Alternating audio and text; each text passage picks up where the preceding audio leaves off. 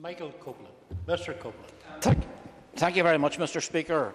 The Northern Ireland House Condition Survey, which was conducted by the Housing Executive in 2009, showed that 44% of households were in fuel poverty and 13% in extreme fuel poverty. That is, spending at least 20% of their income on heat and light.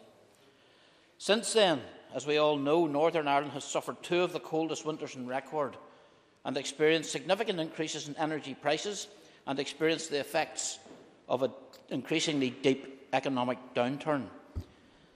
Therefore, it could be expected that this figure has risen considerably since it was correlated in 2009.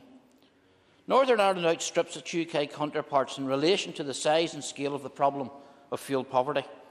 It has higher energy bills than England, Scotland and Wales, and the majority of households here use home heating oil to heat their homes and will typically have a combined oil and electricity bill in excess of £2,000.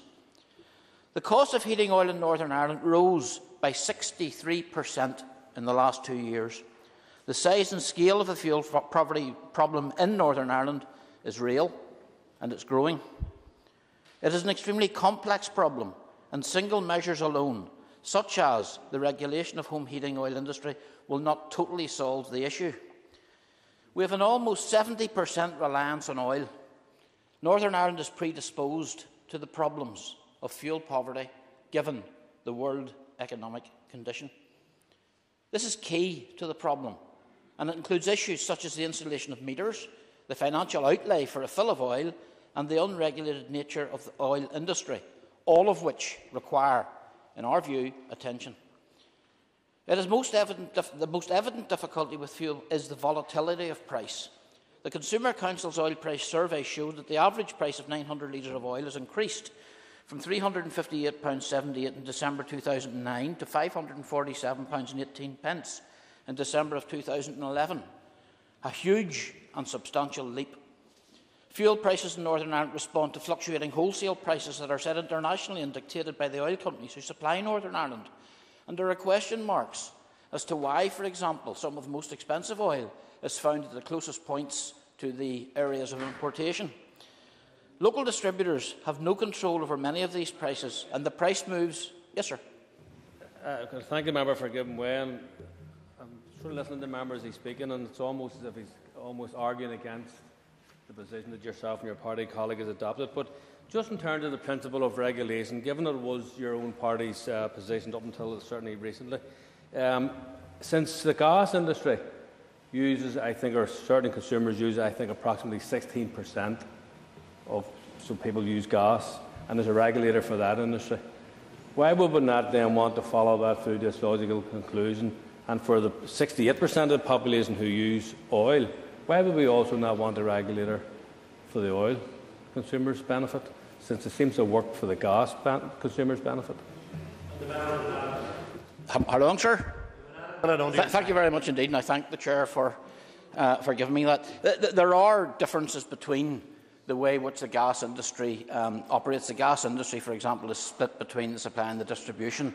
There are pipes that once they're fitted in are a fixed capital outlay, whereas the oil industry has ongoing costs in terms of many industries with tankers. This industry is regulated. It's regulated quite heavily in terms of how you transport the stuff, how you hold the stuff. It's regulated in terms of the licences required to actually store it as well. So we're not against regulation. What we're saying is that regulation in some way needs to be considered. And it comes back to the basic premise of all of this, because there's a common thing between both of these motions, and that is that we're calling upon the Minister of Enterprise, Trade and Investment. And what we are essentially calling upon her to do is to recognise that there is a concern surrounding this issue, and that regulation may be one of a raft of considerations that she needs to pay attention to. Local distributors have no control over these price movements. The price moves daily, and, as we know, it is affected by the global oil price movements. In recent years, currency speculation and movement in currency has played a role in oil price movements, and these, again, have high impact on the wholesale and retail prices.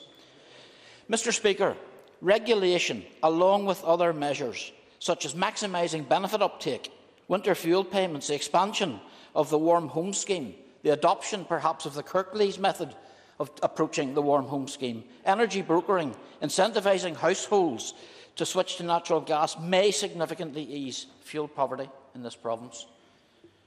The recent Office of Fair Trading report into the oil distribution business in Northern Ireland stated that it's an oddity that with our large dependence on oil as a fuel in Northern Ireland, we had not as yet resulted in regulation. And I think that alone is cause to at least examine the issue. Both on price and the installation standards, oil, as in the case of electricity and gas, should be examined alongside an energy company obligation or levy for fuel-poor initiatives. However, Mr. Speaker, I do apologise, consideration must be given to the cost of the regulation falling on the consumer, because if it doesn't fall on the consumer, it's going to fall on someone. Oh, Lord.